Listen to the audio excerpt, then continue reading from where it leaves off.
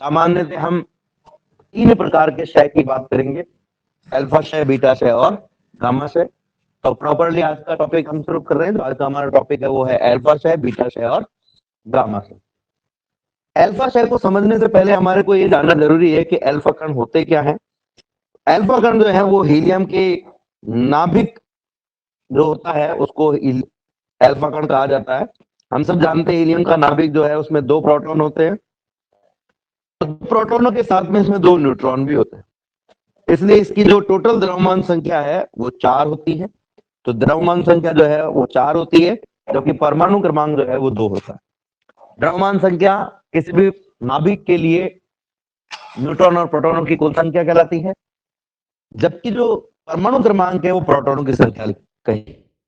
हम पहले भी ये चीज पढ़ चुके हैं कि किसी भी परमाणु को के नाभिक करने के लिए उस नाभिक को यदि हम x माने तो परमाणु क्रमांक z को यानी प्रोटॉनों की संख्या को नीचे लिखा जाता है और न्यूट्रॉन और प्रोटॉनों की कुल संख्या को ऊपर लिखा जाता है।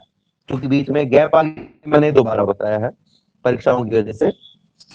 तो इस हिसाब से अगर हम देखें तो अल्फा कण जो है वो हीलियम का नाभिक है जिसमें 2 प्रोटॉन है, यानी इसका परमाणु क्रमांक 2 है, और इसकी जो द्रव्यमान संख्या न्यूट्रॉन प्रोटॉनों की संख्या वो टोटल 4 है। ये जो बेसिक पॉइंट है अल्फा का कण का कि अल्फा कण क्या होता है, इससे हमें पता चलता है। तो एक बात तो ये पता चली कि परमाणु क्रमांक 2 है और द्रव्यमान संख्या परमाणु क्रमांक Z बराबर 2 है और द्रव्यमान संख्या A बराबर 4 है। और इसी से हमें ये बात भी पता चल रही है कि इसमें 2 प्रोटॉन होते हैं और 2 न्यूट्रॉन होते हैं। अब चूंकि इसमें 2 प्रोटॉन और 2 न्यूट्रॉन है तो इसका जो टोटल द्रव्यमान है वो 2 प्रोटॉनों के द्रव्यमान और 2 न्यूट्रॉनों के द्रव्यमान के योग के बराबर होना चाहिए। क्योंकि प्रोटॉन और न्यूट्रॉनों का द्रव्यमान लगभग बराबर होता है, इसलिए हम कह सकते हैं कि इसका जो टोटल द्रव्यमान है, अगर मैं न्यूट्रॉनों के द्रव्यमान को प्रोटॉन के द्रव्यमान के बराबर मानूं और सभी के द्रव्यमान को m मानूं तो मैं कहूंगा 2 प्रोटॉनों का द्रव्यमान हो गया 2m और 2 न्यूट्रॉनों का द्रव्यमान हो गया 2m, तो टोटल जो द्रव्यमान हो गया 4m, यानी कि एक प्रोटॉन या एक न्यूट्रॉन के द्रव्यमान का 4 गुना। तो अल्फा कण का जो द्रव्यमान होता है वो प्रोटॉन का या न्यूट्रॉन का लगभग 4 गुना होता है। एग्जैक्टली अगर हम निकालेंगे तो है वो 2 प्रोटॉनों के द्रव्यमान और 2 न्यूट्रॉनों के द्रव्यमान, यहाँ पर mp प्रोटॉनों का द्रव्यमान है और mn न्यूट्रॉनों का द्रव्यमान है, के योग के बराबर होगा। अगर हम अल्फा कणों के आवेश की बात करें, ये मैं ऑफलाइन क्लास में बता चुका हूं लेकिन एक बार मैं फिर से दोहरा रहा हूं। अगर मैं अल्फा कणों के आवेश की बात करूं तो चूंकि इसमें 2 प्रोटॉन है तो इसका आवेश भी 2 प्रोटॉनों के आवेश के बराबर होना चाहिए, क्योंकि न्यूट्रॉनों का तो कोई आवेश होता ही नहीं। हम सब जानते हैं किसी पदार्थ का कुल आवेश इसके सभी कणों के आवेशों के योग के बराबर होता है, तो न्यूट्रॉनों का कोई आवेश नहीं है, यानी जो भी आवेश प्रोटॉनों में होगा वही अल्फा कण का आवेश होगा। तो अल्फा कण का जो आवेश है वो 2 गुना एक प्रोटॉन का आवेश 1.6 इंटू 10 की घात माइनस का 19 कूलाम के बराबर होता है। तो इन दोनों को गुणा हम करेंगे तो हो जाएगा 3.2 इंटू 10 की घात माइनस का 19 कूलाम धनात्मक। अब चूंकि प्रोटॉन धनात्मक आवेशित है तो ये भी हम कह सकते हैं कि अल्फा कण धनात्मक आवेशित होता है। और चूंकि अल्फा कण आवेशित है तो जो भी आवेशित कण होता है वो जब गतिशील अवस्था में होता है तो एक चुंबकीय कण की भांति व्यवहार करता है, और चूंकि वो आवेश है इसलिए आवेशित कण की तरह तो व्यवहार कर ही रहा है। तो ऐसे गतिशील अल्फा कण की जिसकी हम बात कर रहे हैं उसको अगर हम ध्यान से देखें तो अल्फा कण भी एक आवेशित कण है, इसलिए चूंकि अल्फा कण भी एक आवेशित कण है इसलिए जब भी अल्फा कण गति करेगा और इसके रास्ते में अगर हम विद्युत क्षेत्र रख देंगे तो जो विद्युत क्षेत्र है वो विद्युत क्षेत्र इस अल्फा कण पर एक बल लगाएगा जिस बल का मान Q इंटू E के बराबर होगा। चूंकि ये अल्फा कण धनात्मक आवेशित है इसलिए इस पर विद्युत क्षेत्र की दिशा में एक बल लगेगा और उस बल के कारण ये अल्फा कण विक्षेपित हो जाएगा। यानी हम ये कह सकते हैं कि विद्युत क्षेत्र के पास से अल्फा कण को जब भी गुजारा जाता है तो ये अपने पथ को चेंज कर लेता है, विक्षेपित हो जाता है, अपने पथ से परिवर्तित हो जाता है। और चूंकि अल्फा कण एक आवेशित कण है और आवेशित कण जब गतिशील अवस्था में होते हैं तो एक छोटे चुंबक की तरह व्यवहार करते हैं। फिर से मैं बता रहा हूं कि अल्फा कण एक आवेशित कण है और आवेशित कण जब भी गतिशील अवस्था में होते हैं तो एक छोटे चुंबकीय कण की भांति व्यवहार करते हैं। इनकी गति के कारण जो विद्युत धारा उत्पन्न होती है उसकी वजह से भी इनके चारों ओर एक चुंबकीय क्षेत्र उत्पन्न होता है। तो यदि इसके पास में मैं एक चुंबकीय क्षेत्र उत्पन्न करने के लिए कोई चुंबक रख दूं तो इस चुंबक और इस एल्फा कण जो गतिशील अवस्था में एक छोटा चुंबक है के मध्य भी कोई ना कोई आकर्षण या प्रतिकर्षण बल कार्य करने लगेगा। दो चुंबकीय क्षेत्रों के मध्य बल कार्य करने लगेगा। या हम कहें कि गतिशील आवेश पर इस चुंबक के कारण, चुंबकीय क्षेत्र के कारण एक बल लगेगा जिसका मान होता है F बराबर Q into V into B. और ये इस बल की दिशा में जिसे लॉरेंज बल कहा जाता है, कण जो है वो अपने पथ से विक्षेपित हो जाएगा। तो जैसे ही चुंबकीय क्षेत्र में कोई अल्फा कण प्रवेश करता है तो ये चुंबकीय क्षेत्र से भी विक्षेपित होता है। तो ये भी इसका एक गुणधर्म है कि अल्फा कण विद्युत और चुंबकीय क्षेत्र दोनों से ही विक्षेपित होता है। इसके साथ साथ अगर हम बात करें कि ये अल्फा कण जो है चूंकि भारी कण होता है, न्यूट्रॉन और प्रोटॉनों की तुलना में, न्यूट्रॉन की तुलना में ये 4 गुना भारी होता है, प्रोटॉन की तुलना में भी ये 4 गुना भारी होता है, और इलेक्ट्रॉनों की तुलना में ये लगभग 3.5 से 4,000 गुना भारी होता है। इस वजह से हम ये कह सकते हैं, ज्यादा 3.5 या 4,000 नहीं कह करके हम इसको लगभग इससे भी ज्यादा इसके बराबर मान सकते हैं, लगभग 4,000 के बराबर मान सकते हैं, लगभग 4,000 गुना भारी होता है। इसलिए हम ये कह सकते हैं कि क्योंकि ये भारी कण है तो भारी कण है इसलिए इस पर गुरुत्वाकर्षण या अन्य बलों का जो प्रभाव है वो अत्यधिक होता है।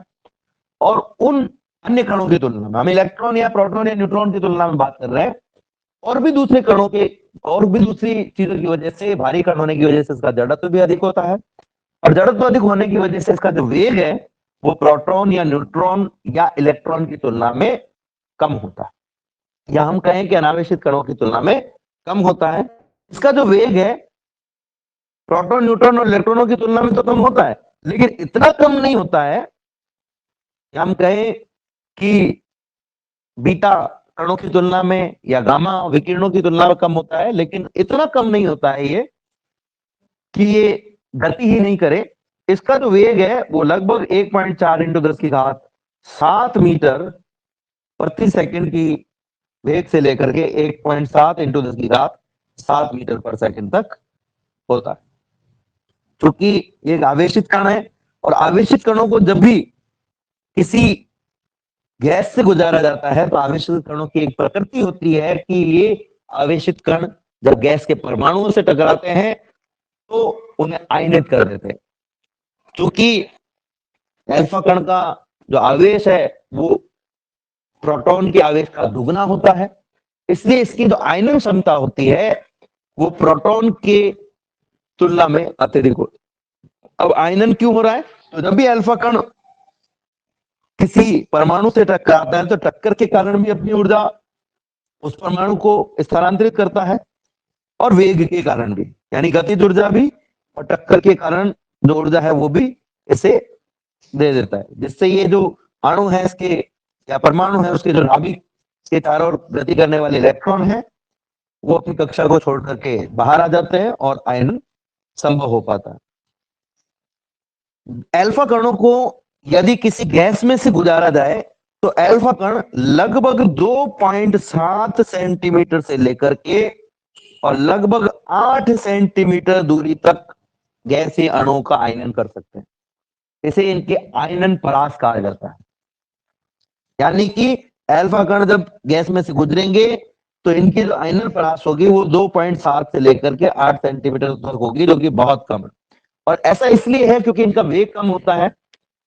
इनकी जब किन्हीं कणों से टक्कर होती है तो ऊर्जा का ह्रास अत्यधिक होता है और ये बहुत तेजी से धीमी गति प्राप्त कर लेते हैं, और इस वजह से ज्यादा दूरी तक अणुओं का या परमाणुओं का आयनन, गैस का आयनन नहीं कर पाते। इसकी एक खास बात और है अल्फा कण की, कि इनकी जो भेदन क्षमता होती है वो बहुत कम होती है, इसलिए इन्हें पतली शीट के द्वारा भी रोका जा सकता है, आसानी से रोका जा सकता है। अगर हम तुलनात्मक अध्ययन की बात करें तो जो इनकी आयनन क्षमता है वो बीटा कणों की तुलना में 100 गुना और गामा किरणों की तुलना में 1000 गुना ज्यादा होती है। लेकिन अगर हम इनकी भेदन क्षमता की बात करें तो इनकी भेदन क्षमता बीटा कणों की तुलना में 100 गुना कम, और जो अल्फा कण है, सॉरी गामा किरणें हैं, उनकी तुलना में 1000 गुना कम होती है। इसके साथ साथ ये फोटोग्राफिक प्लेट को भी प्रभावित करते हैं, और इनकी ऊर्जा और तरंग दैर्घ्य जो है अगर हमें याद करनी है तो गाइगर और नटल के द्वारा दिए गए नियम और सूत्र के द्वारा ज्ञात किया जा सकता है। चूंकि हमारे सिलेबस में नहीं है इसलिए अब इसके बारे में हम नहीं पढ़ रहे।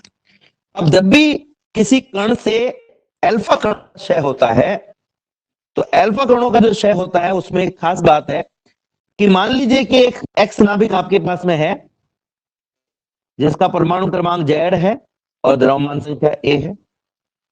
इससे जब भी अल्फा कणों का क्षय होगा यानी अल्फा कण निकलेंगे तो अल्फा कण का मतलब है कि इससे 2 न्यूट्रॉन और 2 प्रोटॉन निकल गए हैं। क्योंकि 2 प्रोटॉन निकले हैं इसलिए परमाणु क्रमांक में 2 की कमी आ जाएगी, एक नया नाभिक Y हमें प्राप्त होगा जिसका परमाणु क्रमांक Z-2 होगा, और द्रव्यमान संख्या में 4 की कमी आ जाएगी इसलिए द्रव्यमान संख्या A-4 हो जाएगी। तो जब भी अल्फा क्षय होता है तो जो नाभिक है, मूल नाभिक है, जिसे पिता नाभिक कहा जाता है, पितृ नाभिक कहा जाता है, के परमाणु क्रमांक में 2 की कमी आ जाती है। जो पिता नाभिक है उसके परमाणु क्रमांक में 2 की कमी आ जाती है, और जो द्रव्यमान संख्या है उसमें 4 की कमी आ जाती है, और इसलिए एक नया नाभिक प्राप्त होता है जिसे हम पुत्री नाभिक कहते हैं। अब आप ये सोच रहे होंगे कि नाभिक में से नाभिक निकला कैसे और किन कंडीशंस में अल्फा क्षय होगा। तो अल्फा क्षय जो है वो सामान्यतः उन नाभिकों में होता है जिनकी द्रव्यमान संख्या 170 से ज्यादा होती है, लेकिन 170 से अधिक द्रव्यमान संख्या वाले सभी नाभिकों में, ध्यान से सुनिएगा, 170 से अधिक द्रव्यमान संख्या नहीं जिसमें न्यूट्रॉन और प्रोटॉन की कुल संख्या 170 से अधिक वाले, 170 द्रव्यमान संख्या से अधिक वाले सभी नाभिकों में अल्फा क्षय हो ये गारंटी नहीं है। पर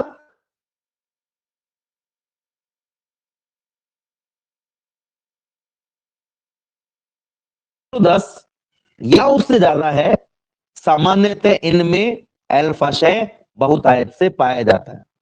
ध्यान से समझिएगा, जिनकी भी द्रव्यमान संख्या A का मान यानी न्यूट्रॉन और प्रोटॉनों की कुल संख्या का मान 210 से ज्यादा है, जिनकी भी द्रव्यमान संख्या यानी न्यूट्रॉन और प्रोटॉनों का मान,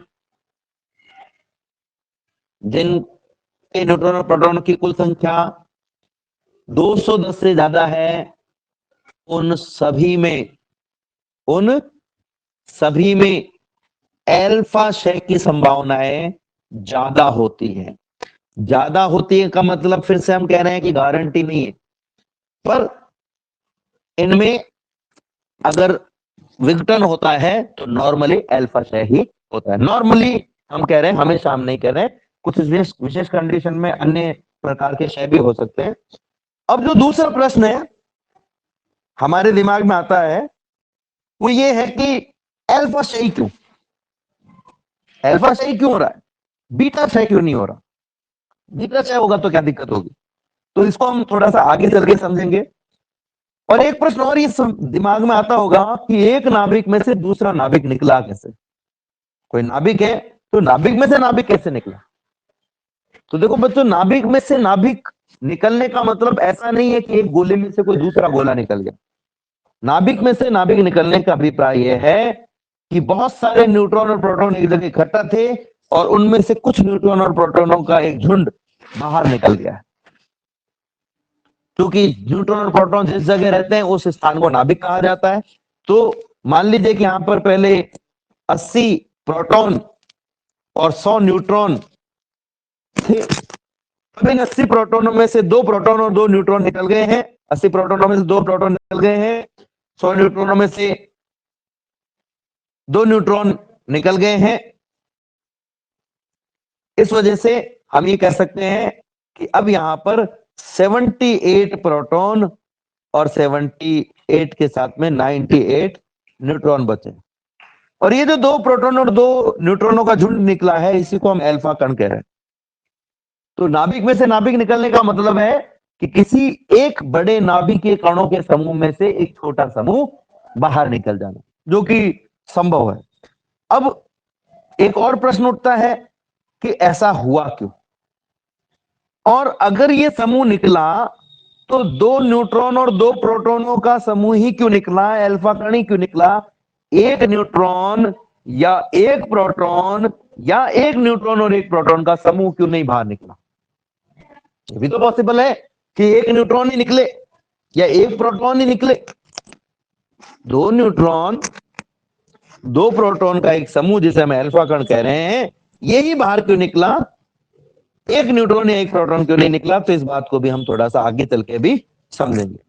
तो जैसे एक उदाहरण हम यहां पर ले रहे हैं कि यूरेनियम जिसका द्रव्यमान संख्या, जिसका परमाणु क्रमांक 92 होता है, द्रव्यमान संख्या 238 है, इससे जब अल्फा क्षय होता है यानी कि हीलियम का नाभिक बाहर निकलता है जिसे हम अल्फा कण कहते हैं, तो इसकी द्रव्यमान संख्या में 2 की कमी आ जाती है। यहाँ थोड़ी जगह कम है इसलिए मैं नीचे लिख रहा हूं, 2 की कमी आ गई, 90 हो गया, और परमाणु क्रमांक में 2 की कमी आ गई और द्रव्यमान संख्या में 4 की, यानी 234।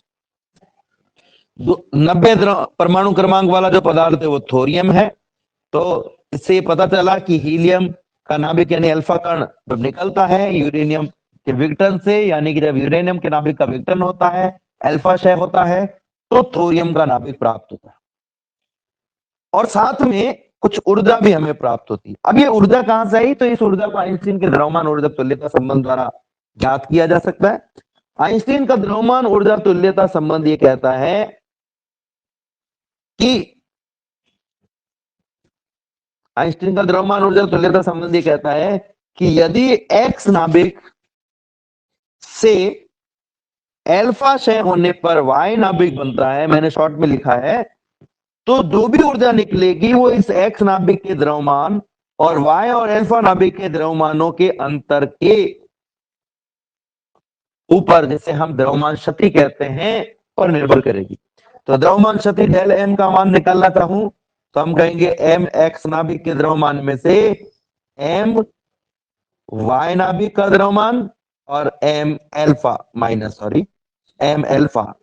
नाभिक का द्रव्यमान घटा दीजिए, और ये जो द्रव्यमान क्षति आई है यानी M X minus M Y minus M alpha, इस पूरे को आप सी स्क्वायर से गुणा कर दीजिए।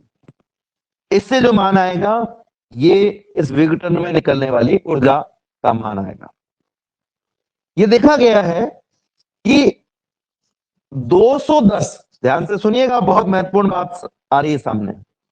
210 द्रव्यमान संख्या वाले जो नाभिक हैं, उन नाभिकों में से यदि अल्फा कण का उत्सर्जन होता है तो ये जो Q है, इस Q का मान 0 से अधिक प्राप्त होता है। 0 से अधिक प्राप्त होता है यानी कि अभिक्रिया जो है ये ऊष्माक्षेपी अभिक्रिया होती है, और इस अभिक्रिया में हमें ऊष्मा देने की जरूरत नहीं पड़ती है, इस अभिक्रिया से हमें ऊर्जा प्राप्त होती है। ठीक है। और अगर इसी 210 या इससे अधिक द्रव्यमान संख्या वाले नाभिकों में एक न्यूट्रॉन या एक प्रोटॉन का क्षय होता तो जो Q है उसका मान नेगेटिव प्राप्त होता है। इसका मतलब ये ऊष्मा शोषी अभिक्रियाएं हैं, और ऊष्मा शोषी अभिक्रियाएं वो होती हैं जिनको चालू करने के लिए आपको ऊष्मा देनी पड़ती है। डेफिनेटली ऐसी अभिक्रिया जो ऊष्मा शोषी है, उसको चालू करने के लिए जब आपको ऊष्मा देनी पड़ रही है तो इसका मतलब वो अभिक्रिया खुद तो नहीं हो रही, स्वतः तो नहीं हो रही। यानी कि हम ये कह सकते हैं कि न्यूट्रॉन और प्रोटॉन जब निकलेगा 210 या उससे अधिक द्रव्यमान संख्या वाले नाभिकों से, तो अभिक्रिया ऊष्मा शोषी अभिक्रिया होगी, और ये अभिक्रिया स्वतः नहीं होगी, इसे करवाना पड़ेगा।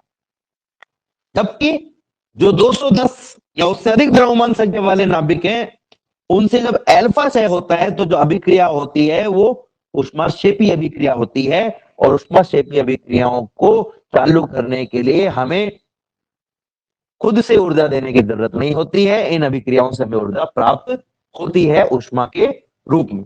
यानी ये अभिक्रियाएं ऐसी हैं, नाभिक की अभिक्रिया ऐसी है जो अपने आप हो सकती है। तो 210 या उससे अधिक द्रव्यमान संख्या वाले जो नाभिक हैं, क्योंकि उनकी प्रति न्यूक्लियन बंधन ऊर्जा का मान 7 या उससे भी कम होता है नॉर्मली, इस वजह से इनमें एल्फा क्षय की जो संभावना है वो ज्यादा होती है और न्यूट्रॉन और प्रोटॉन के निकलने की संभावना कम होती है। हमने अभी देखा कि जब भी अल्फा क्षय होगा तो अभिक्रिया उष्माक्षेपी अभिक्रिया होगी, ठीक है। और ऐसी अभिक्रियाओं में जो पिता नाभिक है उसका द्रव्यमान पुत्री नाभिक के द्रव्यमान और अल्फा कण के द्रव्यमान की तुलना में ज्यादा होता है। और अगर उष्माक्षेपी अभिक्रिया उष्माशोषी अभिक्रिया होती है तो पिता नाभिक का द्रव्यमान पुत्री नाभिकों के द्रव्यमान की तुलना में कम प्राप्त होता। तो प्रति न्यूक्लियन बंधन ऊर्जा के कम होने की वजह से जो पहली प्रक्रिया है जो उष्माक्षेपी अभिक्रिया की प्रक्रिया, उसकी संभावना ज्यादा है, यानी अल्फा कण का उत्सर्जन होने की संभावना अन्य उत्सर्जन की तुलना में अत्यधिक है। एक और बात कि इन अभिक्रियाओं में यानी अल्फा क्षय में जो अल्फा कण है उसकी गतिज ऊर्जा अगर हम निकालना चाहें तो उसके लिए सूत्र हमारे पास में होता है A-4/A × Q। अब चूंकि A का मान 210 से ज्यादा है नॉर्मली, तो 210 में से अगर हम 4 घटा रहे हैं ऊपर की तरफ और नीचे 210 है, तो ऊपर वाली जो संख्या है वो इस नीचे वाली संख्या 210 की तुलना में बहुत ज्यादा अलग नहीं है, बहुत ज्यादा भिन्न नहीं है, और इस वजह से इन दोनों का जो अनुपात है वो 1 के बहुत पास प्राप्त होता है। और 1 से यदि हम Q को गुणा करें तो हमारे पास में वापस से Q आ जाएगा, यानी K अल्फा का जो मान है वो Q के लगभग आसपास आता है या उससे थोड़ा सा कम आता है, ज्यादा नहीं आएगा, कम आएगा।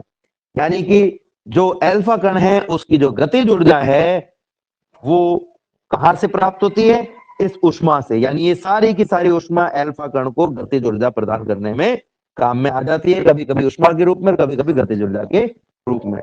तो अल्फा क्षय क्या है? अल्फा क्षय वह क्षय है जिसमें उच्च द्रव्यमान संख्या वाले नाभिक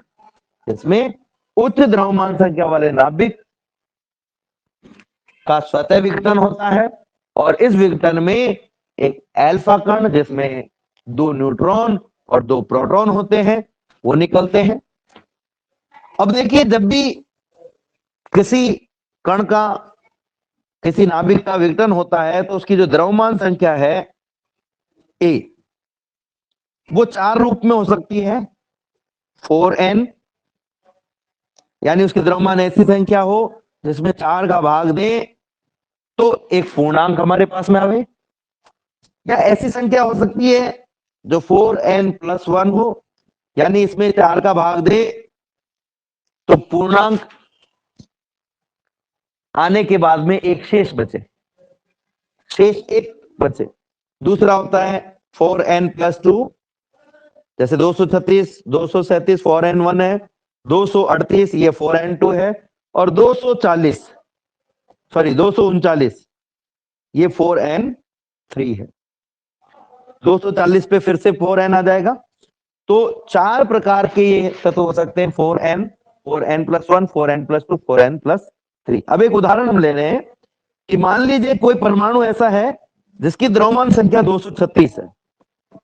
अगर इसमें से अल्फा क्षय होगा तो 2 न्यूट्रॉन और 2 प्रोटॉन यानी टोटल 4 नाभिकीय कण निकलेंगे, यानी द्रव्यमान संख्या में 4 की कमी आएगी, वो हो जाएगी 232।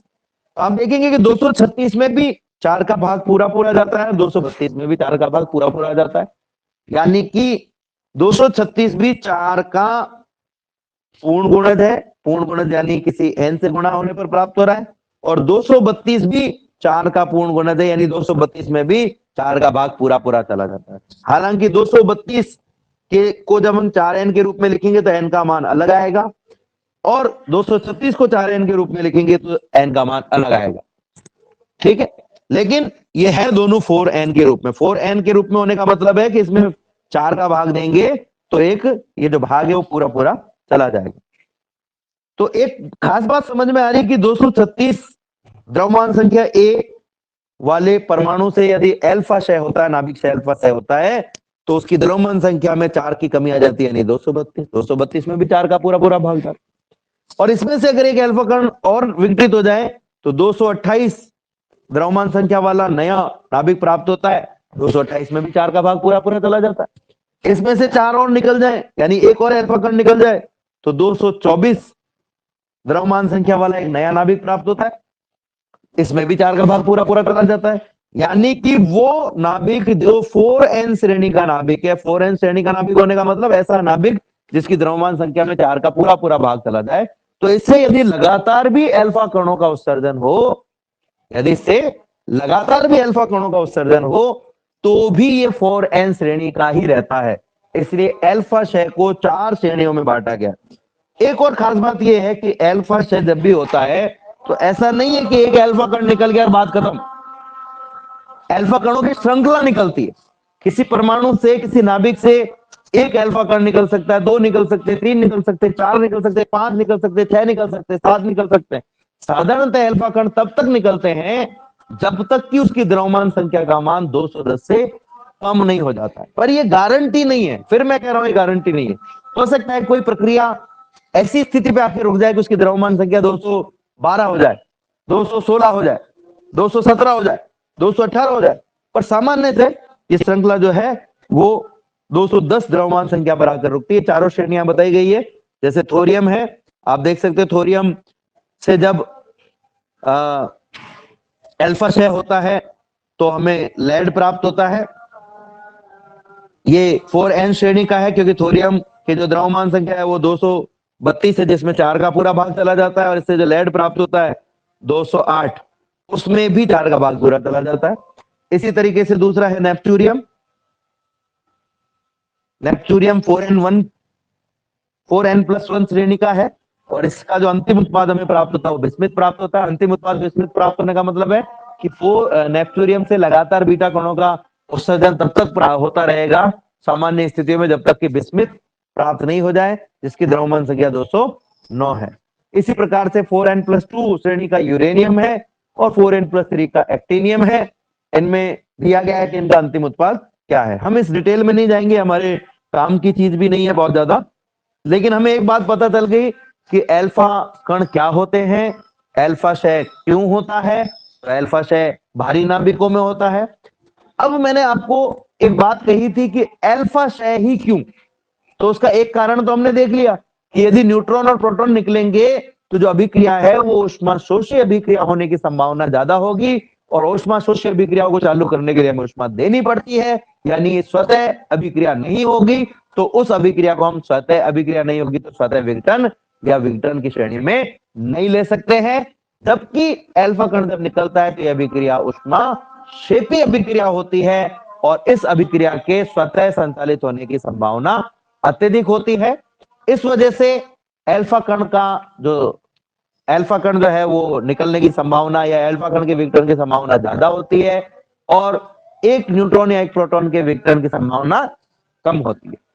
लेकिन एक बात और यहां पर आ रही है कि संभावना कम है पर जीरो तो नहीं है। क्या सिर्फ यही एकमात्र कारण है? और अगर ये एकमात्र कारण है तो 210 से कम वालों में क्यों नहीं? जिनका द्रव्यमान संख्या 210 है, जैसे 170 है, 160 है, 50 है, 40 है, 5 है, उनमें क्यों नहीं? जिनमें प्रोटॉन न्यूट्रॉनों की संख्या 5, 10, 15, 20, 50, 40, 45, 44, 48, 140 ऐसी संख्याएं हैं, उनमें संभावना कम क्यों है? और 210 से ज्यादा वालों में संभावना कम ज्यादा क्यों है?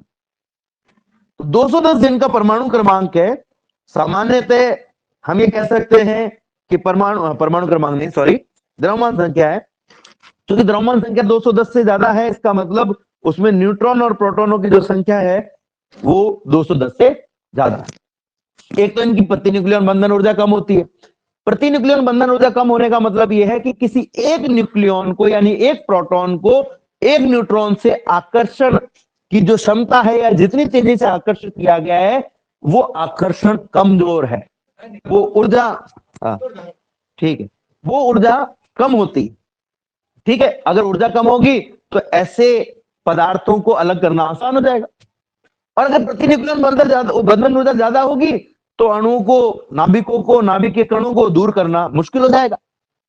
लेकिन फिर भी प्रश्न ये उठ रहा है कि भाई कम है, जीरो थोड़े ना है। जीरो तो नहीं है, तो फिर ये अभिक्रिया अपने आप कैसे हो रही है, अपने आप कैसे हो रही है? तो इसके दो कारण है, एक तो प्रकृति से प्राप्त ताप से मिलने वाली ऊर्जा, और दूसरा कि जब द्रव्यमान संख्या का मान बहुत ज्यादा हो जाता है तो उसमें प्रोटॉनों की संख्या भी बहुत ज्यादा हो जाती है।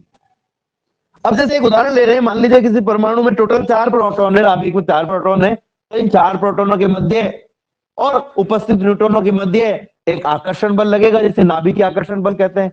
इसके साथ साथ इन प्रोटॉनों के मध्य एक कूलाम प्रतिकर्षण बल भी लगता है, क्योंकि प्रोटॉन धनावेश है, हम सब जानते हैं कि प्रोटॉन धनावेश धनावेश के मध्य प्रतिकर्षण लगता है। 4 प्रोटॉन है तो इनके मध्य भी प्रतिकर्षण लगेगा। क्योंकि ये प्रतिकर्षण बल जो है वो कम होता है, नाभिकीय आकर्षण बल ज्यादा होता है, इसलिए अणु ये प्रोटॉन एक दूसरे से दूर नहीं जा पाते और नाभिक के एक छोटे से भाग में रहते हैं।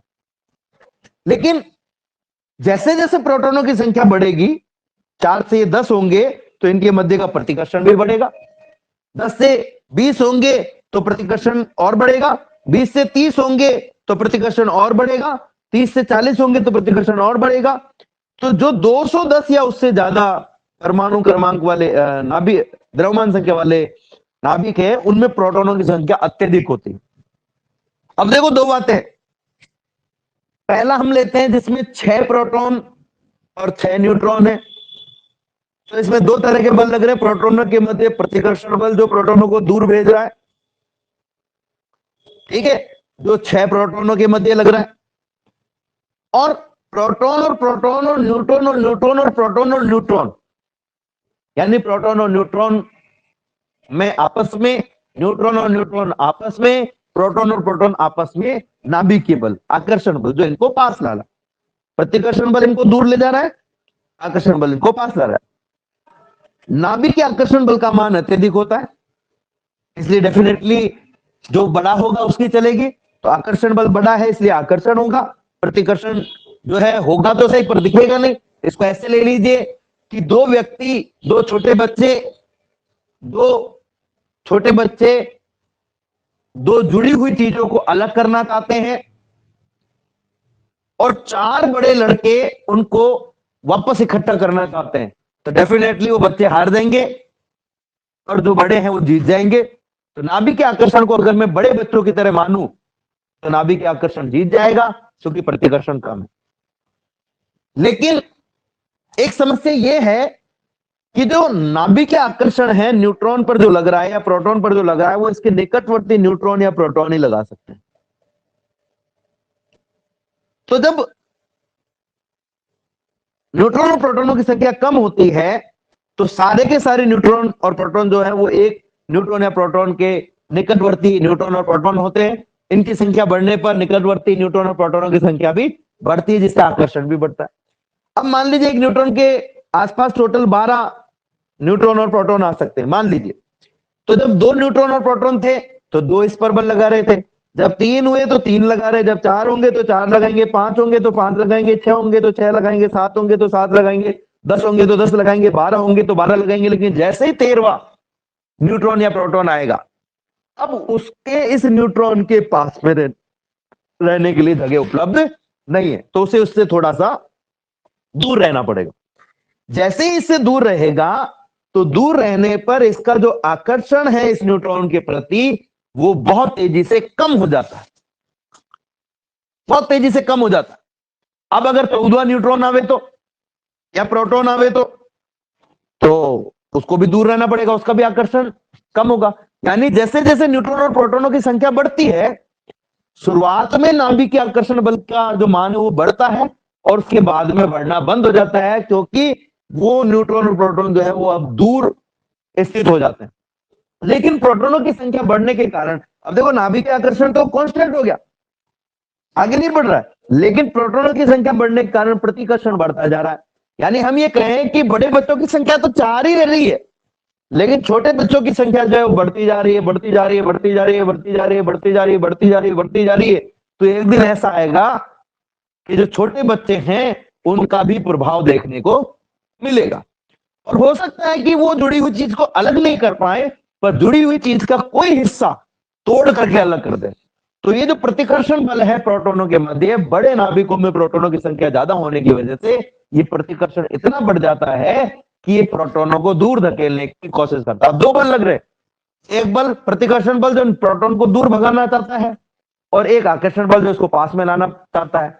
तो चूंकि आकर्षण बल भी प्रभावी है और प्रतिकर्षण बल भी बढ़ गया है, वो भी प्रभावी हो गया है, इसलिए इस प्रतिकर्षण बल के प्रभाव में ये पूरा नाभिक तो नहीं टूट पाता है, पर नाभिक का एक छोटा सा हिस्सा जो है वो टूट करके बाहर निकल जाता है।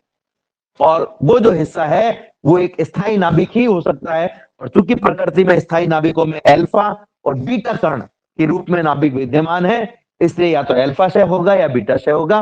क्योंकि मैंने पहले ही बताया कि अल्फा क्षय की संभावना ज्यादा है, अल्फा क्षय की संभावना ज्यादा है, क्योंकि ये जो अभिक्रिया है बड़े नाभिकों में उष्मा क्षेपीय अभिक्रिया के रूप में होती है, जिसकी संभावना ज्यादा है, और इसीलिए हम कहते हैं कि अल्फा क्षय की संभावना अत्यधिक है।